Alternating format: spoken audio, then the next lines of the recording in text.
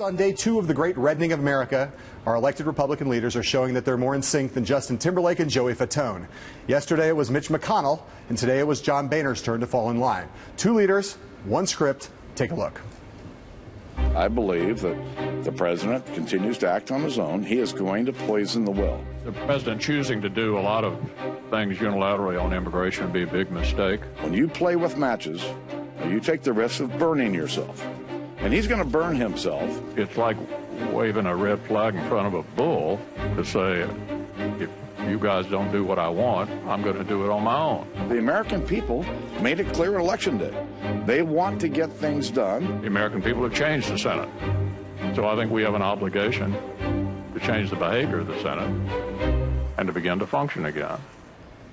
All right, Mark, so the big question here, can Boehner and McConnell remain as joined at the hip in the future as they did today? This is a big turtle-on-a-fence-post moment. My suspicion is that these guys have been strategizing for a while. Joint op-ed in the Wall Street Journal today, on message, poll-tested and smart. They're not talking about social issues. They're not talking about issues that divide the Republican Party. They're talking about accountability. They're talking about issues like not on immigration, on issues like the economy.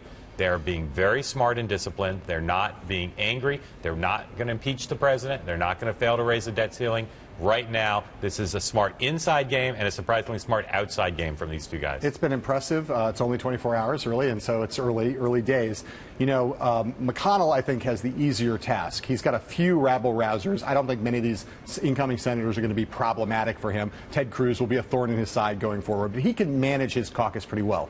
Down the road, the question is Boehner and that Republican caucus, that Tea Party caucus in the House, which is still quite large and still quite fractious, you know, on something like immigration. The problem's not going to be on McConnell's side. The problem's going to be on Boehner's side, and whether Boehner can work his will over there and stay with McConnell on message and on substance. You've heard no talk of orphanages. No. You've not heard from some of the more excitable and far-right members of the Republican conference in either body with any way that's distracted from their message. This is a very big moment for the party, and so far they're handling it really well. So far.